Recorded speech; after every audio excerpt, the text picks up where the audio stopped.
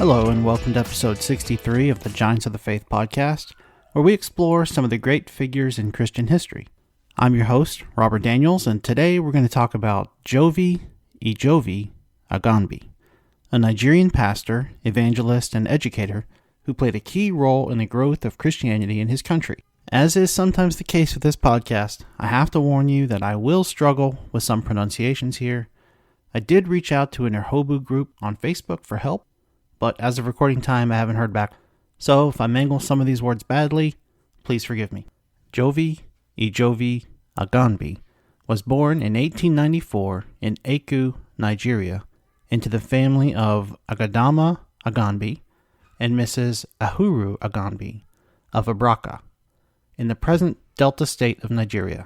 Chief Adagama Aganbi was one of the paramount chiefs of his day, and he had 5 wives. Jove was the first son of his father's second wife, and he grew up in a polygamous and pagan household.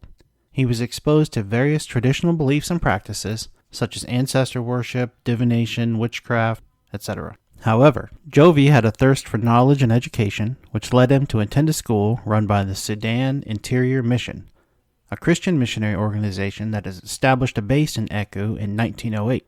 There he learned to read and write in both English and Urhobo, his native language, and he also heard the gospel message for the first time and became interested in Christianity.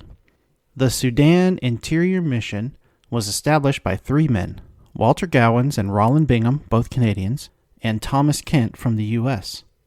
The men had a vision to evangelize 60 million people in sub-Saharan Africa. The missions boards that they spoke to about this vision rejected them, claiming that sub-Saharan Africa was unreachable and a lost cause, and that their vision was a fantasy. When they could not get existing mission boards to buy into their vision, they set out on their own in 1893. Just a year later, in 1894, both Gowans and Kent were dead from malaria, and Bingham was forced to return to Canada, also because of malaria. Bingham eventually came back to Africa, but a second bout of malaria forced him to return home again. Another team, a third team, was sent, and SIM was successfully established, and it continues today, serving in 70 countries around the world.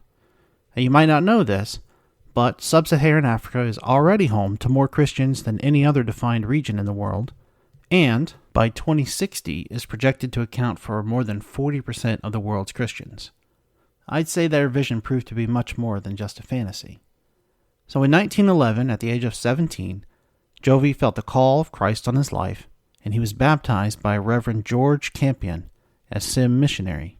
He took the name Jove, which means God is love in Urhobo, and he also adopted the surname Aganbi, which means the one who does not forget his people. His conversion was met with opposition and persecution from his family and his community, who saw it as a betrayal of their ancestral traditions. He was disowned by his father and kicked out of his home.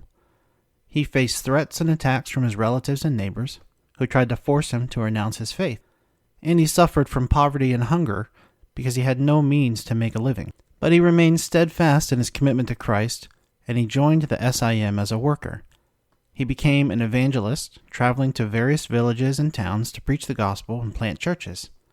He also became an educator, teaching literacy and Bible classes to children and adults. He helped translate parts of the Bible into Urhobo, and he wrote several hymns and songs in his language, and he translated many others from English.